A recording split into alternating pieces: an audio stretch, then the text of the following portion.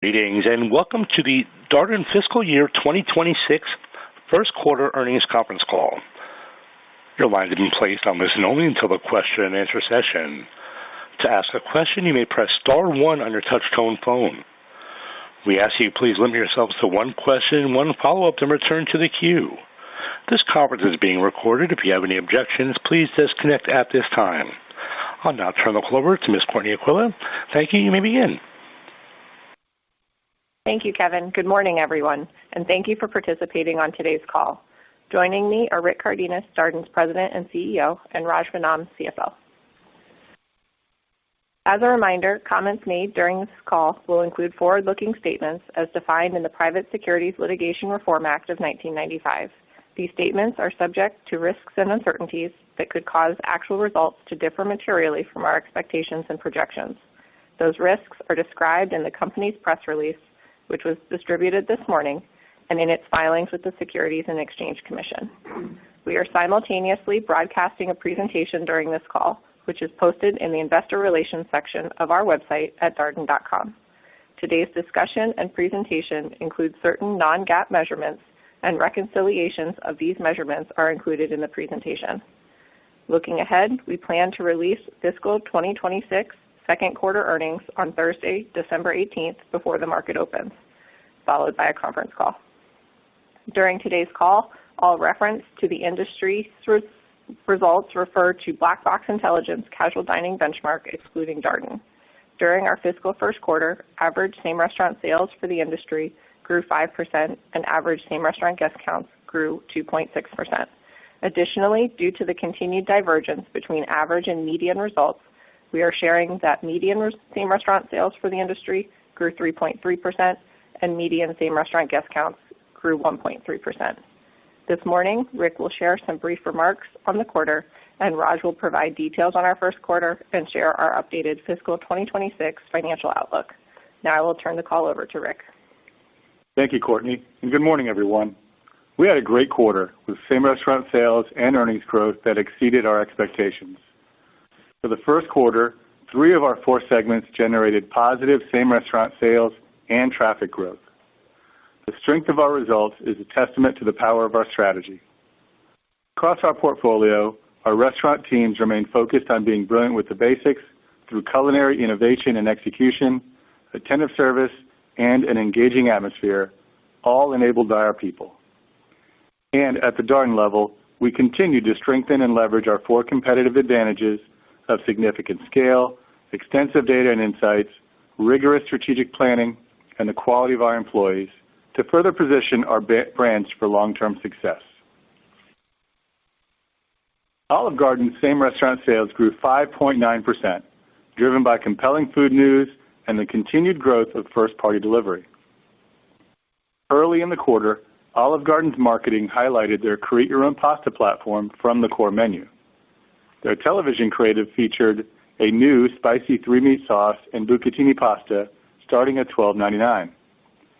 This new sauce taps into guests' evolving tastes for bolder, more flavorful offerings. It was well received and helped drive a significant increase in preference for the Create Your Own Pasta platform.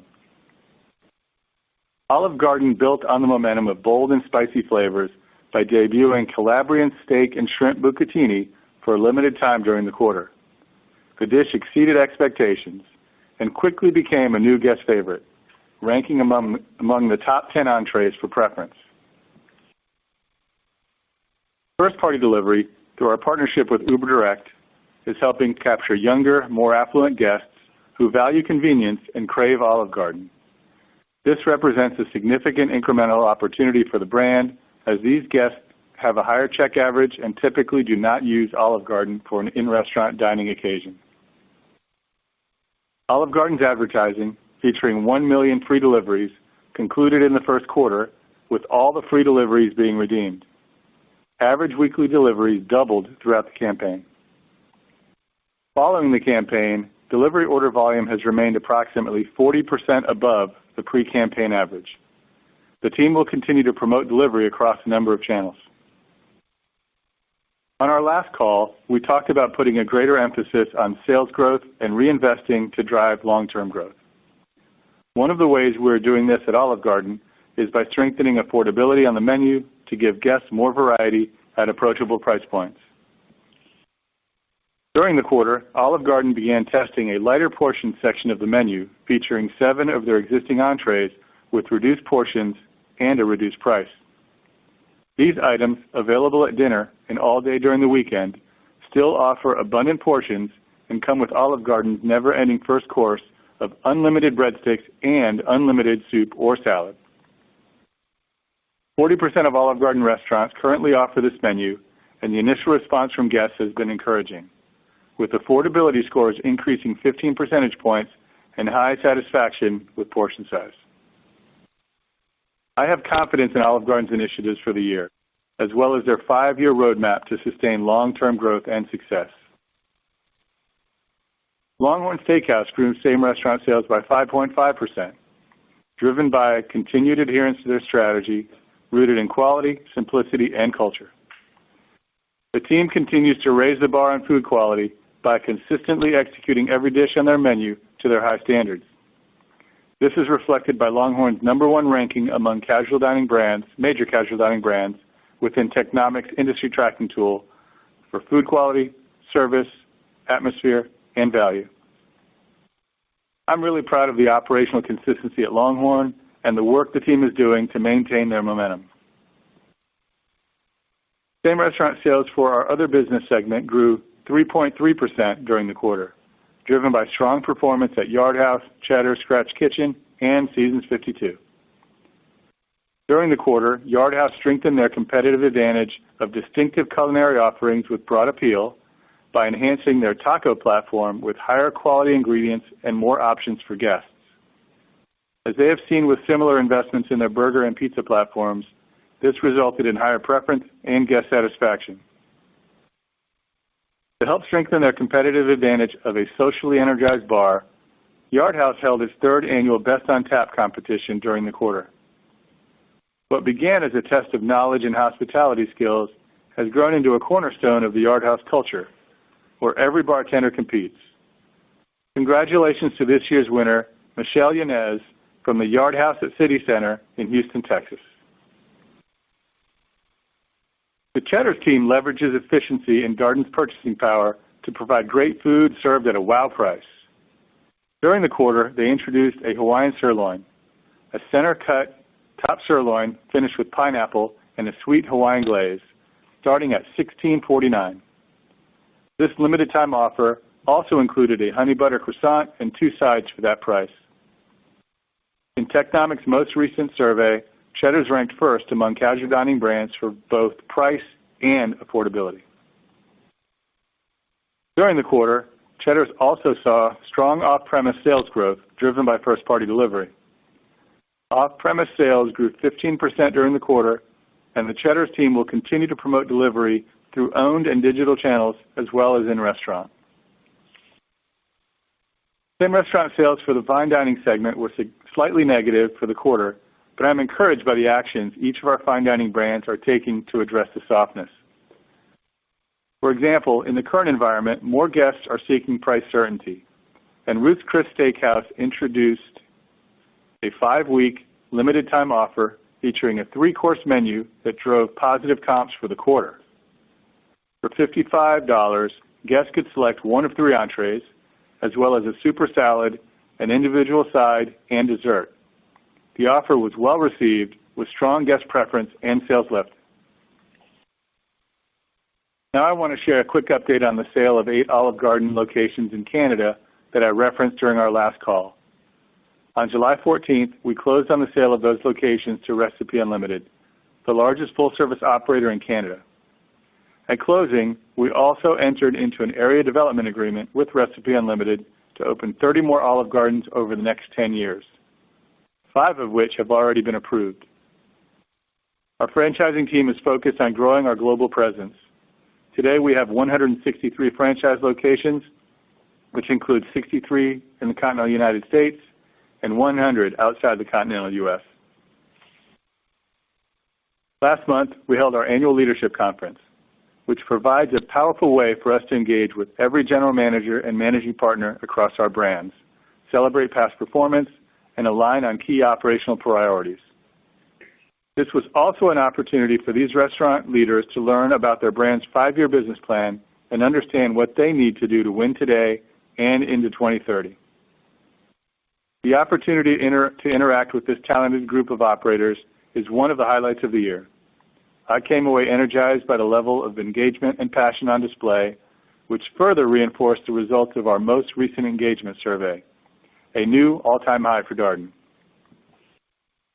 Overall, I am pleased with the strong start to our new fiscal year. Our strategy is working, enabling us to grow sales and take market share, while making meaningful investments in our business and returning capital to our shareholders.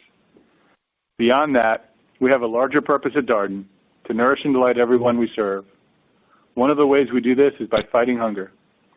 Once again this year, Darden is helping Feeding America add refrigerated trucks for 9 member food banks.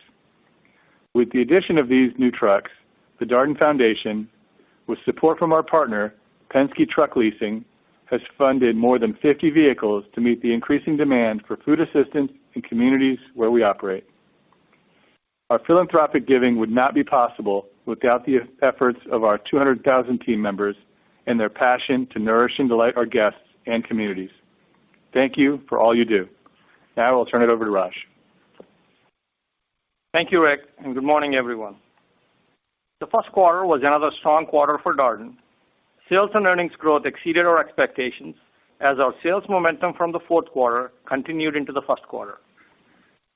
This strong top-line sales growth and our significant scale provide us with the opportunity to keep a long-term perspective and continue investing in our business. In addition to the menu investments Rick mentioned, the largest investment we made over the past several years is pricing below total inflation. During the first quarter, our pricing was 30 basis points below inflation. We generated $3 billion of total sales, 10% higher than last year, driven by same-restaurant sales growth of 4.7%, the acquisition of 103 Chuy's restaurants, and the addition of 22 net new restaurants.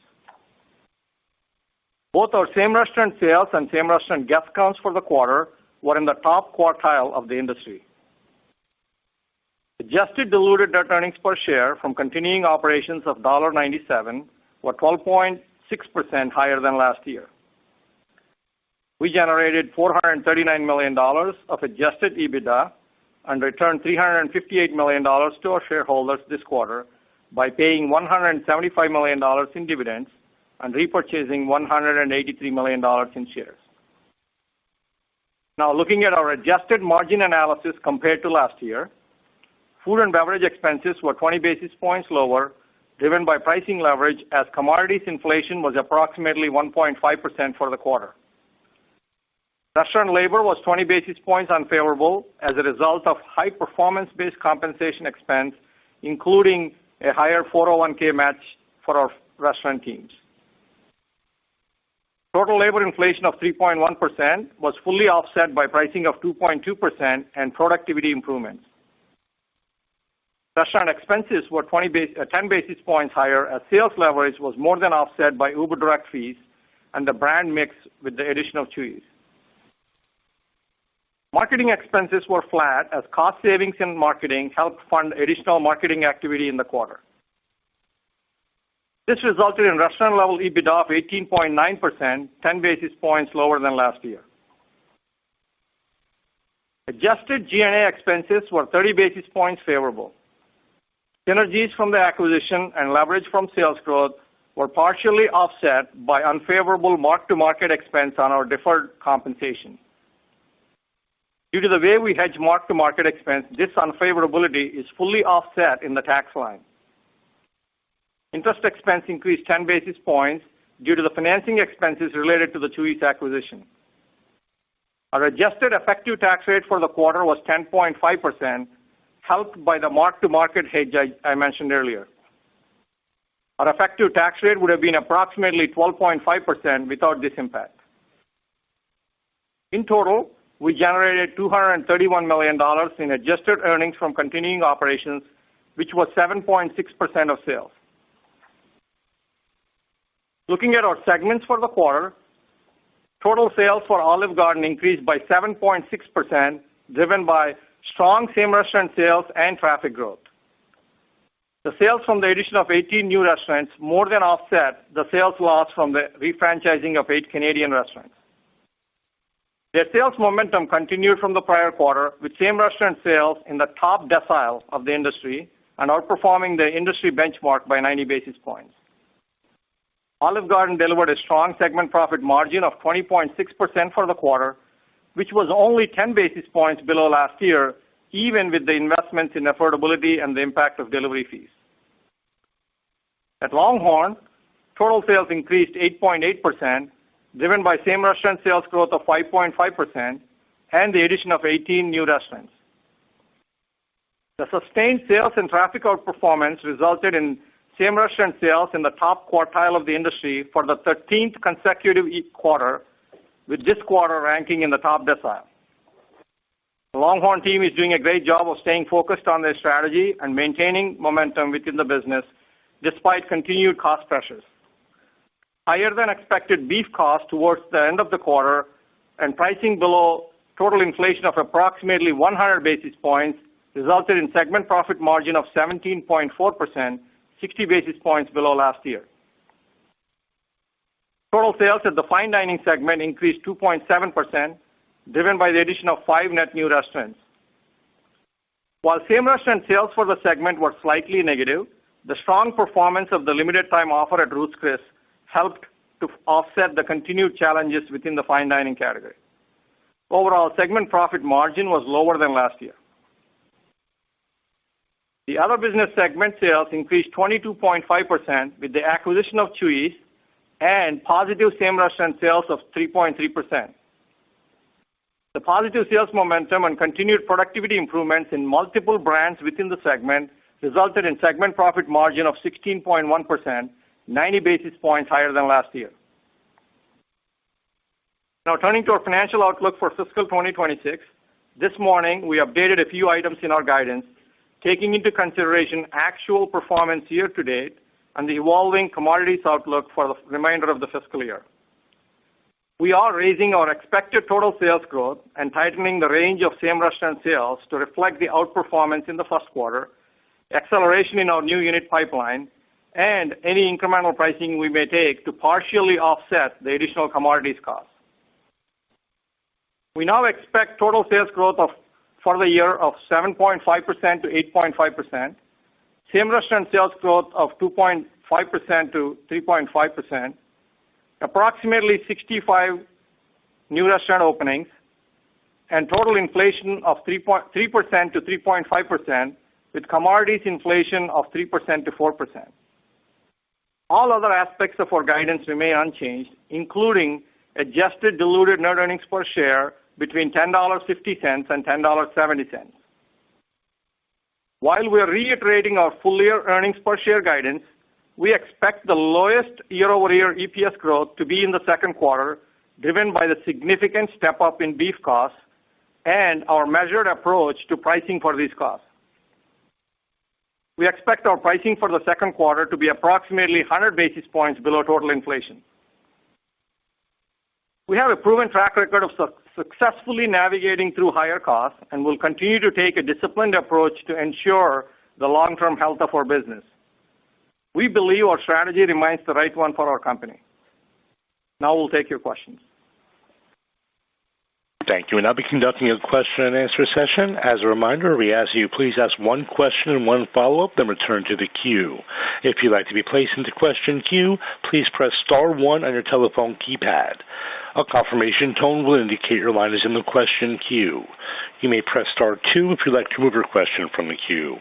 Once again, that's star 1 to get into question queue. We ask you please ask one question, one follow-up, then return to the queue. Our first question today is coming from Brian Harbour from Morgan Stanley. Your line is now live.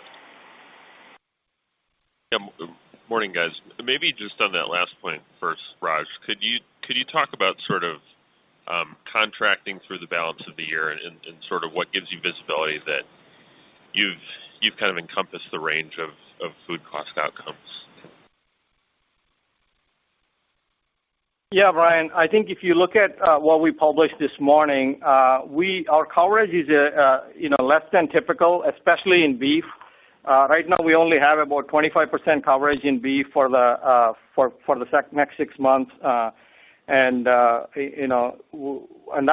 one of the biggest opportunities in terms of where we're seeing the biggest headwinds. And I think, as you all know, there's been a significant spike in beef costs recently, especially tenders and ribeyes. And we don't believe these price levels are sustainable, and that's why we don't have as much coverage, and that's part of the reason. And given the significant price increase, we are starting to see some demand destruction in retail. So I guess really the big picture, beef is the biggest variable here, and then the other component here where you're seeing a higher inflation is on seafood, primarily due to the tariffs on shrimp, and our team is working through to figure out how to mitigate some of that, and that's really the reason why we're taking the inflation up from 2.5% at the beginning of the year to now 3 to 4%. But this situation is still very fluid here. Okay, understood. Thanks.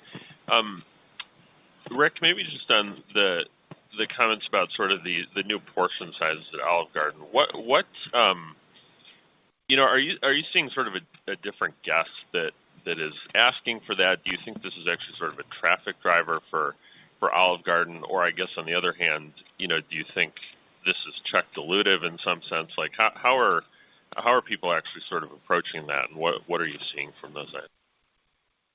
Yeah, Brian, it's still pretty early. We do believe in the long run this is a traffic driver. It will dilute our check a little bit as if people trade from a higher portion size item to a lower portion size item. But we believe that's the portion that those guests want. And it's very early. Indications are that we're seeing a little bit more frequency. But it's not necessarily new guests because we haven't marketed it. And we've put it in restaurant without even any fanfare. And it's just people are gravitating towards that. It's not significant preference gravitating towards it, but there is some preference moving there.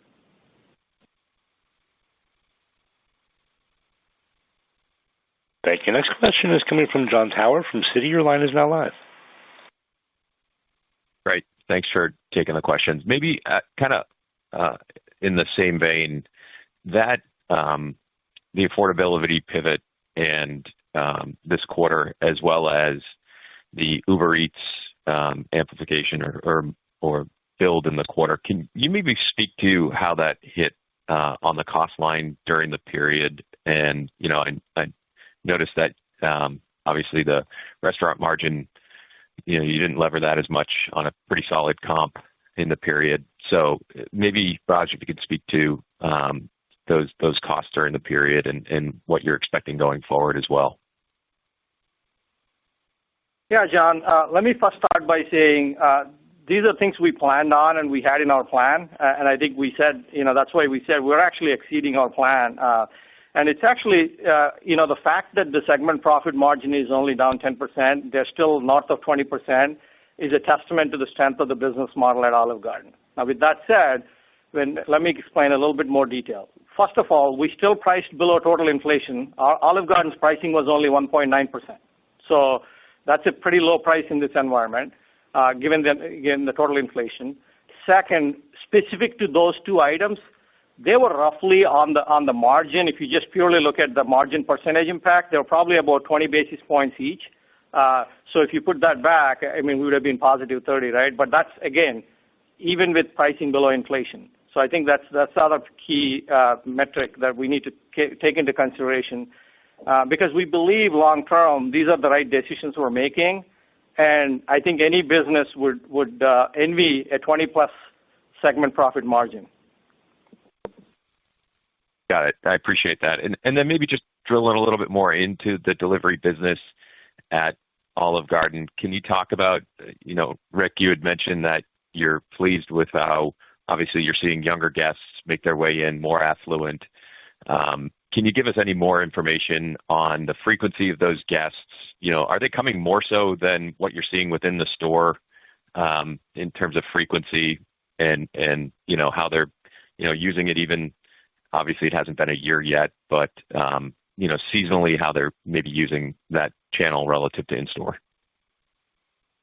Yeah, John, we've said, as we said in the past, we are getting higher frequency for delivery guests than we are in dining guests. It's still early. We haven't had the delivery for a year yet, as you mentioned. As to seasonality, the one thing that Uber told us is normally over the summer, delivery orders start to kind of fall off, and we really hadn't seen that. So we'll know a little bit more about the seasonality of delivery after we've passed a year or maybe even 2 years, because it continues to grow for us. That said, we're very excited about how delivery is going. And as Raj mentioned earlier, we are using some of that extra guest count and extra margin to invest for all guests. And we feel really good about that for the long term. Yeah, thanks for taking the questions. Thank you. Next question is coming from David Palmer from Evercore ISI. Your line is now live. Thanks. Good morning. Aside from the beef cost question, I think there's probably two areas that are major areas of curiosity, and I certainly share them. And one is, the strong performance of the casual dining segment, which is becoming increasingly unusual after fast casual has slowed through the middle of this year. And another, I think, is Olive Garden, against more difficult comparisons later in your fiscal year. How will it do, and what are you lining up against that? So, those are really my two questions. What are your thoughts about why casual dining is doing as well, and do you think that'll continue? And then separately, Olive Garden, you're rolling out a pretty large test on small portions, but what are your thoughts, and what are you kind of lining up to keep the momentum going as you get into lapping some of the good stuff you've been doing in the last three or 4 months? Thanks. Yeah, David. I believe the strong casual dining segment is driven by generally less pricing than other segments of dining for the segment itself, for casual dining itself. And for the larger players in casual dining, even lower pricing than casual dining total. So the guests are starting to see the value that casual dining brings. Now, we've been seeing that for a few years now, as you know. It's just others are kind of following in line with that, and we're seeing that the guests see the value. Also, when they're trying to figure out where they spend their money, they're going to places where they can connect and engage with their friends and family. There may be less snacking going on and less kind of munching, but when people are going out to eat, they're going out to where they can feel they can get a great meal at a great value and have time with their friends. In regards to Olive Garden for the back half of the year, we have plans to continue the momentum. We do know that the comparisons get a little bit more challenging, but, the Olive Garden team is working on things that we could do in the back half of the year. We've got a great plan. We do believe that over time, the affordability items on the menu are the lighter portion. I don't want to call them affordability. They're the right portion size for the right price for a good group of consumers that will eventually drive more traffic. It might not drive it in the back half of the year because we're not talking about it yet. That said, we may start talking about it in the back half of the year. So there's a lot of things that we're going to do. We've got a great team, and we'll react to whatever the sales trends look like at Olive Garden, and we'll go from there. Thank you. Thank you. Next question is coming from Jim Salera from Stephens. Your line is now live. Hey, Raj. Good morning. Thanks for taking our question. Was hoping you could give us a breakdown on Longhorn, just the comp split between traffic and ticket. And then as a follow-up on that, have you seen any increase in engagement with consumer? You mentioned, obviously, pricing 100 basis points below inflation. Should we kind of expect that similar gap to progress through the year, or any thoughts around how we should expect pricing to trend? Thank you. Yeah, so let's first start with the Longhorn traffic versus Longhorn traffic was up about 3.2% for the quarter.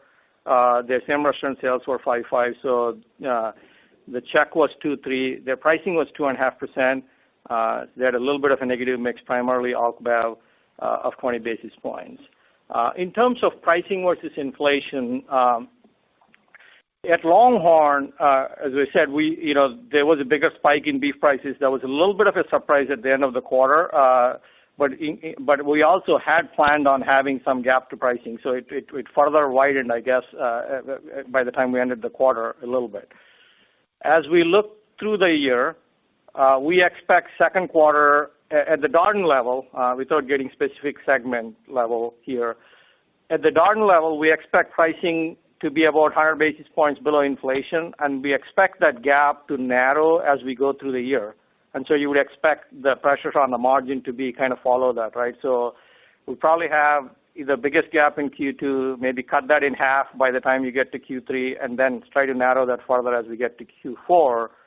But, consistent with our philosophy, our pricing for the full year will probably be, we'll end up being below inflation.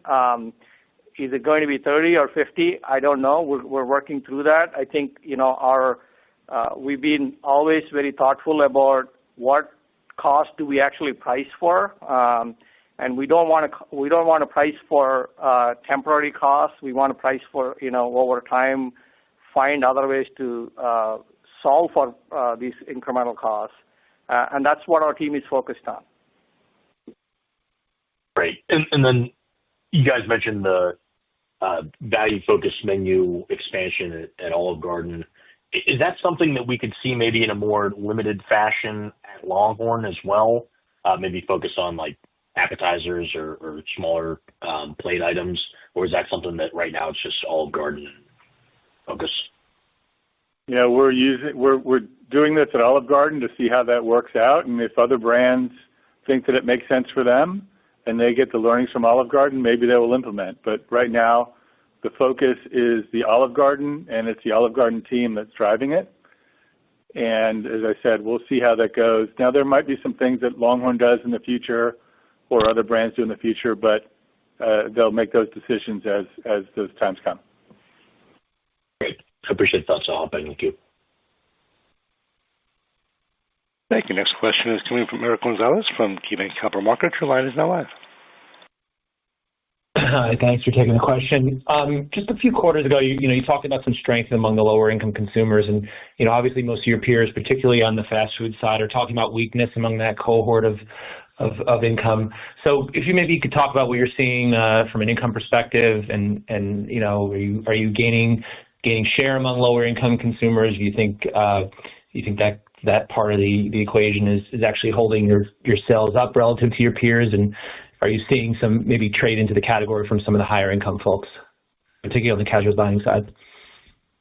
Yeah, Eric, specific to casual dining, all our casual dining brands saw an increase in visits year over year from guests across all income groups, but specifically those in higher income groups. So you would expect that could have been some trade down, but it could be trade up from the lower income groups to a great value in casual dining. We are seeing a few shifts in behavior, and that guests are going towards what price certainty, so they know what they're going to pay before they come in, or greater perceived value, even if the item is a high price. So if you think about the Calabrian steak and shrimp that we had at Olive Garden, great preference, great perceived value. It was the highest priced menu item on the menu. So, but we are seeing, as I said, for casual dining brands, growth among all income groups. Great. And then on the, just to close the loop on the commodity discussion, based on where the commodities are now and what you've locked in, I know you're a little bit lighter on the beef side. What do you think that implies for store level margins, and what's embedded in the guidance? In the past you talked about modest margin expansion. You still think you can get there based on what you did in the first quarter and where you are locked in? Eric, I would refer you back to our long-term framework, which basically talks about our earnings after tax from 0 to 20 basis points growth. So if you look at our guidance, even at the low end, we're basically either flat or growing margin at the EAT level. We don't want to focus too much on any one line item. And for us, ultimately, if we're able to achieve our long-term framework and get the targets we want to get to by investing more in the guest, we want to do that. If that means that the segment profit margins are down year over year, that's not something we're concerned about. I think our focus ultimately is on at the EAT level, at the earnings after tax level, are we staying flat or growing margins? And we feel like we're still on a path to get there. Great. Thank you. Thank you. Next question today is coming from David Tarantino from Baird. Your line is now live. Hi, good morning. Rick, I had a question about your views on the overall health of the consumer spending environment. Certainly you had a great quarter, but I guess, over the last few months, we've seen, a lot of cross currents related to the job updates and whatnot. So I'm just maybe wanting to get your thoughts on where we are from the state of consumer spending and whether you think anything's changed recently relative to maybe where you thought it was at the start of the year. Yeah, David, I can't say that anything's changed dramatically from where we saw it start of the year. We are ahead of where we thought we'd be right now. There's a lot of talk about the job revisions, but those jobs didn't exist.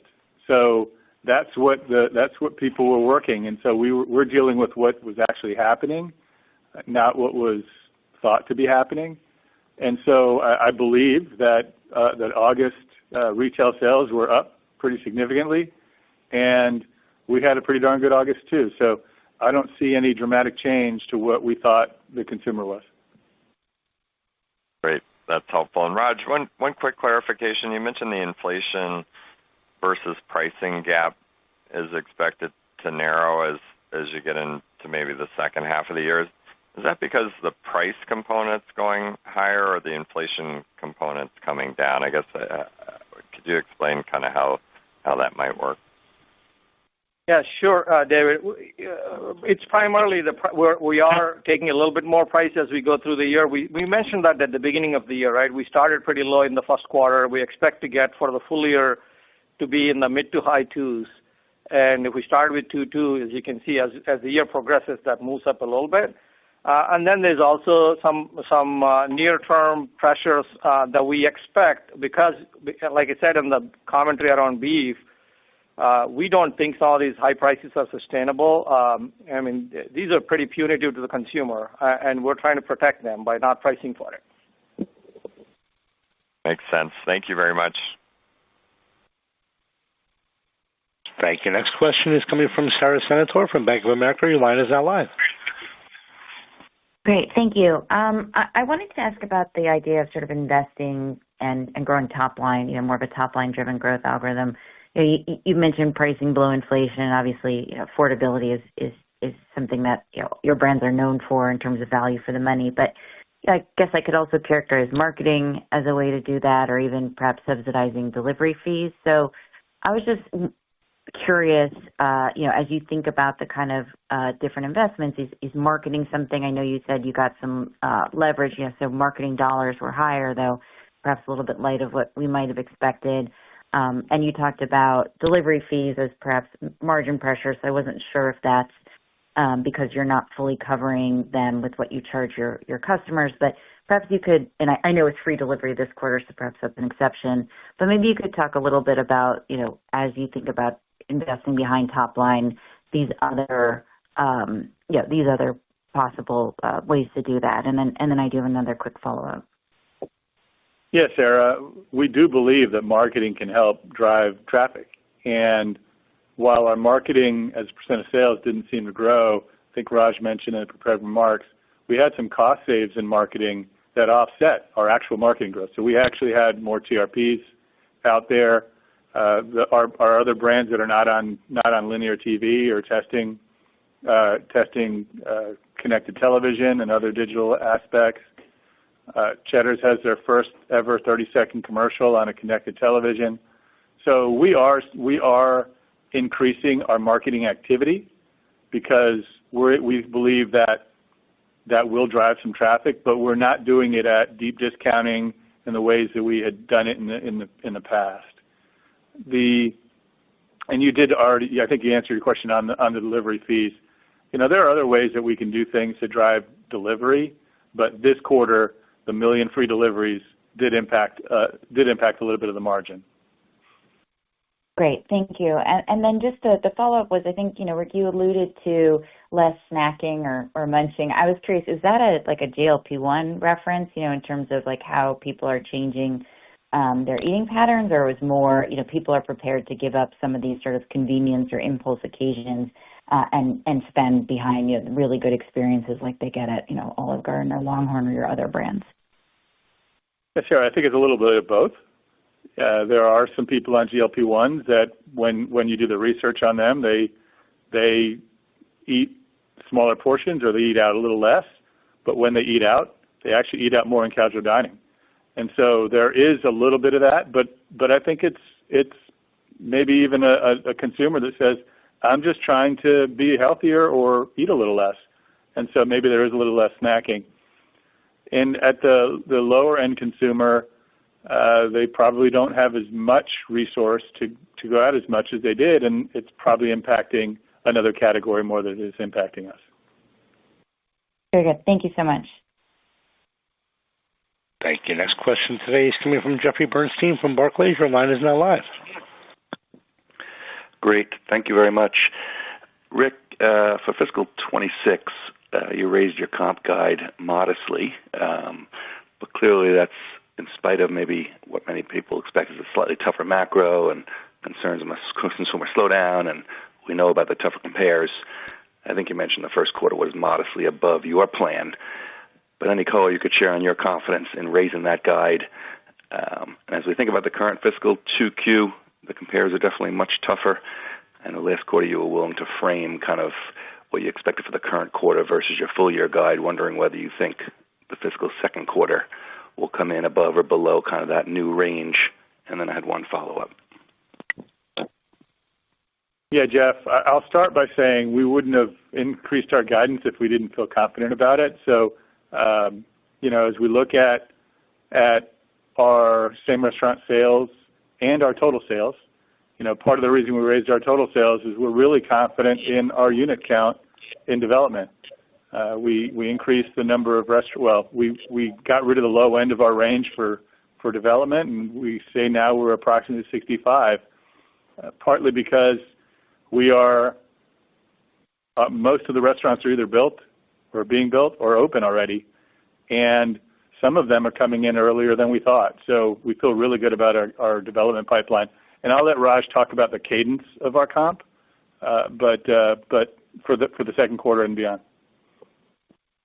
Yeah, Jeff, I'd say, look, we expected as we went into the year for the back half to be not as strong in comps as the first half. But I think as the year is progressing, we're learning more, and we feel really good about how even the second quarter started off, and that's all taken into consideration as we provided this guidance. But I think ultimately the cadence will still be the fact that we still expect the back half to be lower than the first half. Understood.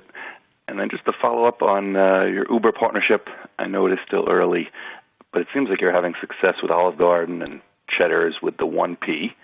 I'm just wondering, first, whether you'd consider a next brand to embrace that 1P Uber delivery, and whether there's any updated thoughts on potential for using Uber for the order aggregation part of things, not just delivery.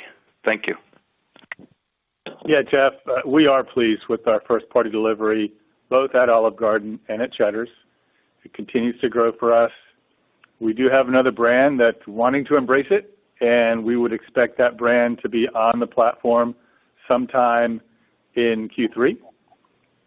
Won't tell you what brand that is, but they're very excited to jump into the first-party delivery. In regards to marketplace or third-party, whether it's Uber or anyone else, we still have some challenges with the model. We're focused on first party right now, and we've talked about the things that we don't like about third party. If a provider can come with every solution that we have for third party or the reasons that we don't like it, then we would definitely consider it. But right now, we're very comfortable and very pleased at how first party delivery is going. Thank you. Thank you. Next question is coming from Jacob Aiken-Phillips from Melius Research. Your line is now live. Hi, good morning. I guess I first wanted to double back on unit growth acceleration over like the medium to long term. I know you took away the lower end. Just how should we think about that ramping up, especially with, I know there's some new prototypes, there's some acceleration in Canada and a couple moving parts. Yeah, the development is our owned restaurant, so 65 of our restaurants. Canada is all franchised, so that doesn't count in our unit growth. We get a lot of good royalties from that, but that isn't a unit for us. In regards to how we're going to ramp up, our 5-year plan has us solidly in our long-term framework of 3 to 4% of our sales growth coming from new units, and so you would expect our unit growth percentage to ramp up a little bit year over year. Great. And then just on, I know that there was like some prototypes of like smaller, but then also some competitors are saying they're seeing some higher construction costs from like imported stuff. Any comments there? Yeah, we've got a couple of brands. Actually, all of our brands, especially Olive Garden and Longhorn, had over years worked on the right prototype size. Yard House and Cheddar's have just come out with new prototypes that are smaller, much more efficient, and the costs are lower than it would be for building our existing prototype size restaurants. And we've opened a few of them, and they're doing really well, and they're able to generate the sales that our existing prototypes are generating in general. In regards to costs, our costs are much closer and actually sometimes under our budgeted amounts, which is very different than it was before. Tariff impacts, we don't believe, are too dramatic to construction costs. And so we feel really confident about our pipeline and being able to build them at a very good return for us. Thank you. Thank you. Next question is coming from Jake Bartlett from Truist Securities. Your line is now live. Great. Thanks for taking the question. My first one is on delivery. I'm hoping you can frame the mix that delivery was, in the first quarter, but also, what the exit rate was after the promotion. Also, whether you expect to promote, similar promotions, in the as we go forward in 26, and then I have a follow-up. Yeah, Jake, I'll speak specifically to Olive Garden. I think that's what you're asking for. So for Olive Garden, delivery in the first quarter was about 5%. We exited at about 4%. As we mentioned, when we stopped the million free deliveries, we exited a little bit lower, but still 40% above what we were before the promotion. I think that was your question. That was the question. And whether you expect to, do a similar promotion to the million. Yeah. Sorry. I don't know if we may do another million free deliveries. I don't know, but we do have marketing funds that Uber gives us based on our volume, and so we're going to utilize those somehow. Whether it's million free deliveries or doing something different, we will utilize those funds. Got it. In terms of the Never Ending Pasta Bowl promotion, I think timed similar to last year. I'm wondering, you made a comment about consumers really gravitating towards price certainty, some momentum in August. I'm wondering whether you can comment on how you expect Never Ending Pasta Bowl to perform this year versus last, and maybe how it is performing, whether it's particularly resonating with consumers right now. Yeah, I will say that Never Ending Pasta Bowl is off to a good start for us. It's really at the center of Olive Garden's core equity of never-ending, craveable, abundant Italian food. And preference is up versus last year, and the team is doing an amazing job ensuring that guests get refills. So the refill rate is way up. So I think guests are understanding that promotion more and more as we brought it back, and they really understand the value that it brings. And I will say that the performance to date is in our guidance. Great. Thank you so much. Thank you. Next question is coming from Peter Saleh from BTIG. Your line is now live. Great. Thanks for taking the question. Maybe just one question on the beef situation. Can you elaborate a little bit more on maybe what's driving it higher in the near term or more recently, and why do you think this is not sustainable? And then just more specifically, if these prices are sustained or maybe even go higher, would you take a little bit more price at Longhorn in the back end of the year? Just trying to understand the strategy there if beef prices actually go a little higher from here. Yeah, Peter, let's just start with the dynamics, right? Right now, supply is constrained from a few things. One, there have been some packer cutbacks, and also Mexican cattle imports have been halted because of the screwworm outbreak. So those are kind of the drivers of the supply constraint. In addition to that, tariffs on Brazil are causing a significant reduction in beef imports into the U.S. So that's also creating a constraint. So those are on the supply side. The part of the reason we don't believe that kind of price increase, especially double-digit price increase we're seeing are not sustainable, is because the consumer can't afford these, and over time there should be some demand destruction, and also the amount of cattle on feed has actually been fairly consistent month to month, and at some point this cattle has to go to put to work, I guess. So those are the reasons of how we think about where the prices might go. Who knows exactly? We don't know. We're just but we're a lot more open for those reasons. Now, as we think about what would we do? Yeah, if prices stay very high, that means that the demand is also very high, which means we should be able to take some price. That's not our preferred path, but if the dynamics lead to a place where we feel good about demand, then yeah, we'll take some price. Thank you very much. Thank you. Next question is coming from John Ivanko from J.P. Morgan. Your line is now live. Hi. I want to go a couple different directions. At first, Raj, in your prepared remarks, you did talk about seeing some demand destruction at retail. I wondered if you're actually seeing that, if it's recent. Some of the data that I've seen, I thought it was recent, was actually showing quite high demand, at the retail level. So, I just, hopefully your facts being better than mine, just to kind of correct me what we're seeing in retail, and if we are seeing any material signs, any slowdown in retail, because that could certainly help us on the restaurant side from a supply perspective. Yeah, John. So you're right in the fact that if you go back a few months, it's been pretty, robust. But if you look at the last month of data, you're starting to see that decline. Actually, the data we have shows that the volume actually declined in the low single digits year over year at retail.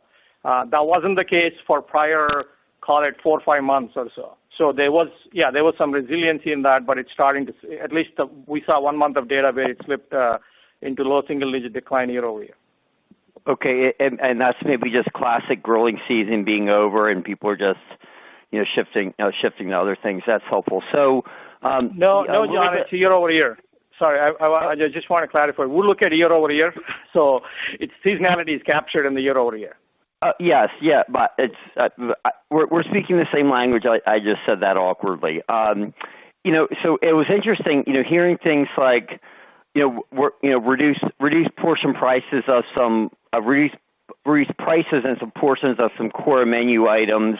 Things like Hawaiian steak. I'm not going to name the brand that it reminds me of 20 years ago, but and this wasn't a Darden concept, but I've seen this done actually quite unsuccessfully over time. In other words, when consumers kind of expect to see a certain amount of food on the plate, especially at dinner, that it's not something that you're necessarily happy with, even if they are paying lower prices. So, Rick, I'm sure you know exactly what I'm talking about, but was there anything to learn about, previous history lessons in casual dining, specifically? I think this was probably tried around 2007, 2008, where smaller portions at smaller prices were tried but weren't successful, and things like Hawaiian steak way back when, which are tried that, a few people like, but really a lot of people different. Where are we on that stage gate process today in 2025, maybe, versus some of the lack of success the overall industry had 20 years ago? Hey, John, I'll start with the Hawaiian steak. It's not a smaller portion size. It's a Cheddar's. It's a great portion for Hawaiian steak. And by the way, Longhorn ran Hawaiian steak and did really well with it a few years back. So maybe there's different tastes now than there were back then. And in regards to portion size, I think if you go back, 20, 30 years ago, overall portions were maybe a little bit smaller in the dinner menu already. And so if somebody brought even smaller portion, it went a little bit too far. But the way we're thinking about it is there is a consumer group out there that believes in abundance, but abundance is different for everybody. And by bringing some smaller portion sizes to the dinner menu at Olive Garden, there's still abundant portion sizes, but it also adds price breadth to the menu. So consumers can choose. We're not changing our entire menu to make it a smaller portion. We are putting items on there that are smaller with a compelling price point. And at Olive Garden, you still get the unlimited soup or salad, and you get all the breadsticks you want. So it's still abundant. And maybe our consumers finally evolved that you don't need to have uneaten food on the plate to feel that you've gotten good value. You can just eat just the right amount of portion and be happy with it. So that would certainly be a change versus the old America, but that obviously be a good direction to go. Okay, thank you. Thank you. Next question is coming from Lauren Silberman from Deutsche Bank. Your line is now live. Hey, thanks. So I just want to go back to top line. A lot of questions, obviously, what's going on in the restaurant industry broadly. You talked about strong August. Can you just help unpack sort of what you saw in terms of cadence of comps during the quarter? Any more color on September from that? And then any differences in performance that you're seeing across regions? Yeah, Lauren, I think from a cadence of comps, the gap to the industry was the biggest for us in August.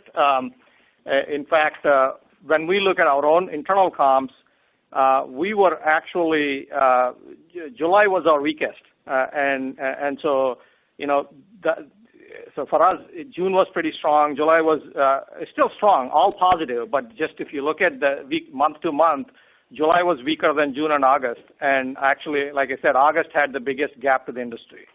As far as regionality, there isn't a huge amount of regionality. It's actually what we're seeing is fairly similar to what you kind of see in Black Box, with certain markets still not performing as well, such as Texas, and Florida is starting to pick back up. So it feels like Florida is getting better. And then depending on the brand, California had some decent strength. So that's all I can share regionally. There's not a lot of other stuff to get into there. Okay. And then just to follow up on the commodity side, what are you expecting in terms of cadence to get to the 3 to 4% for the year? I understand there's a commodity price dynamic, but do you expect 2Q to peak in terms of actual commodity inflation?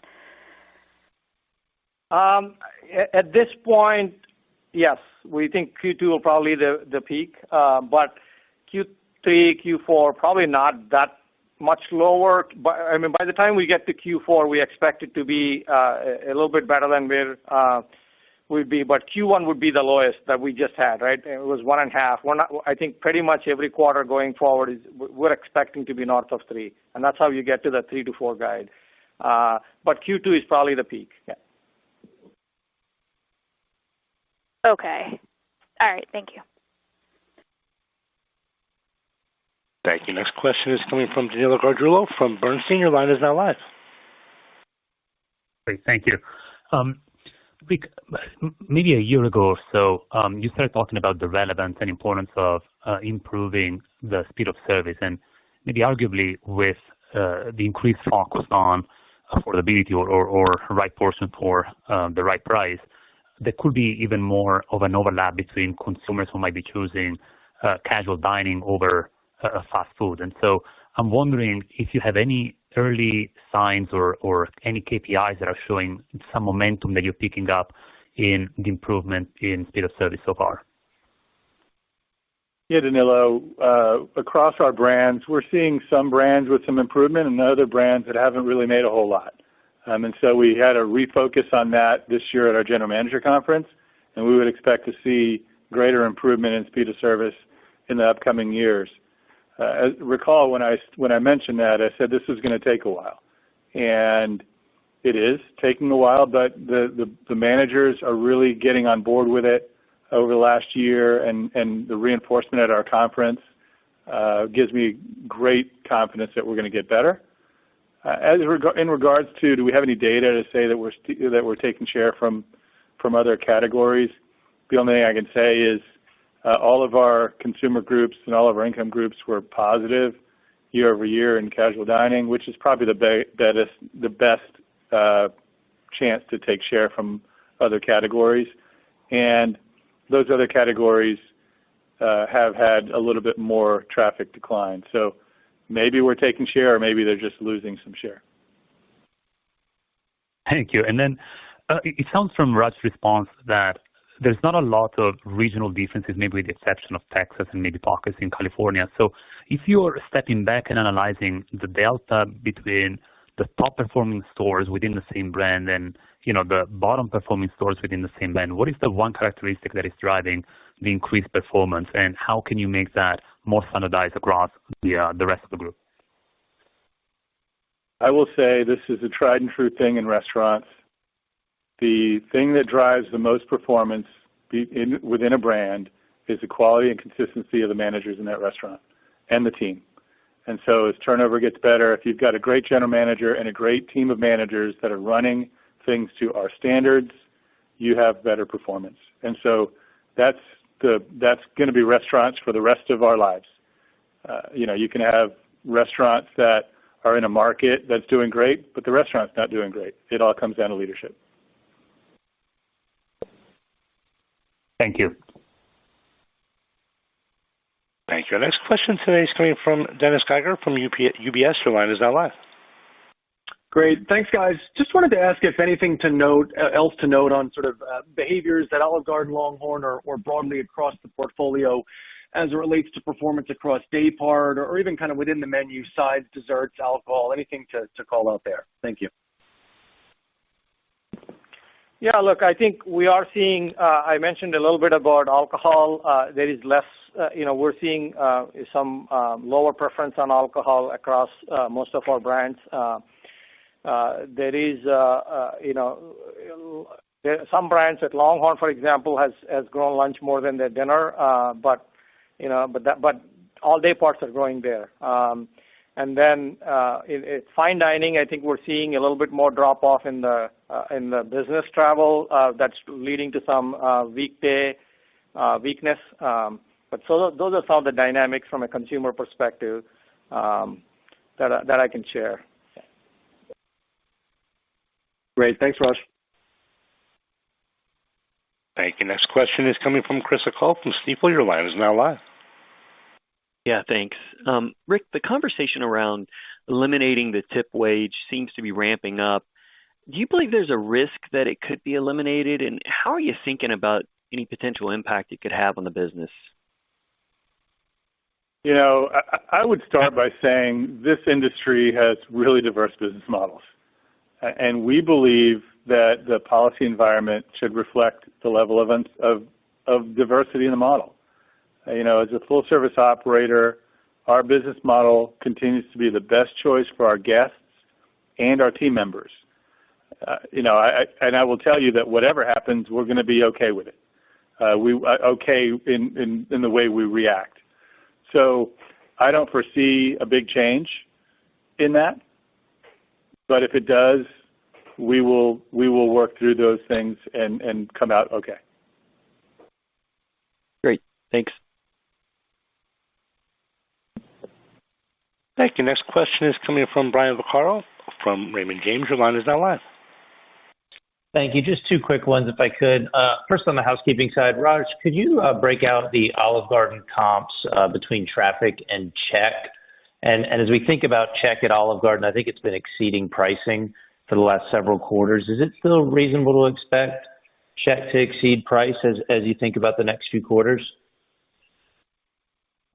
Yeah, Brian, let me start with the breakdown. Olive Garden same restaurant sales were 5.9. Their traffic, as we measure, was 2.8, but then they also had catering of 80 basis points. So I would categorize that as 3.6% traffic growth. And then when you think about the check, the pricing was 1.9, and Uber fees, basically the delivery service fee net of the discount, was about 40 basis points. So yeah, as we go into the future, do we expect check to be a little bit higher than pricing? Yes, but it will be because of the delivery fee and service fee. That's really the driver. Yeah. Okay, thank you. And then just as a follow-up, obviously talking about investing in the guest experience, as you've been doing for a while, but thinking about fiscal 26 specifically as well. When you look at labor in the first quarter, it looks like labor, per operating week, as we look at it, was up 4.5%, maybe closer to 5%. You talked about the higher incentive comp, and obviously you have higher traffic, which takes more labor to service. But I'm curious to what degree that also reflects some reinvestments that you're making in the guest experience, and maybe you could provide a few examples of the specifics on those reinvestments. Thank you. So, Brian, let me just start by saying from a labor perspective, our total inflation was 3.1, right? So if you look at, you mentioned 4.5%. Increase on dollars, but if you take the 3.1, that is part of it. Then it was up about a point or so, but our traffic was up closer to 3%. Once you take into consideration the catering at the Darden level, so that means we're actually getting some leverage on that traffic, and so that's really what's happening, and that's why I mentioned in the script that we had productivity improve actually year over year. We continue to look at ways to invest in labor. I don't think we need to get into specifics, but some of the things that that Rick mentioned about speed, those are places where we're looking at how do we help ensure that. But that doesn't translate necessarily into a labor deleverage because you actually get more throughput when we make those investments. All right, that's helpful. Thank you. Thank you. Next question today is coming from Andrew Charles from TD Cowen. Your line is now live.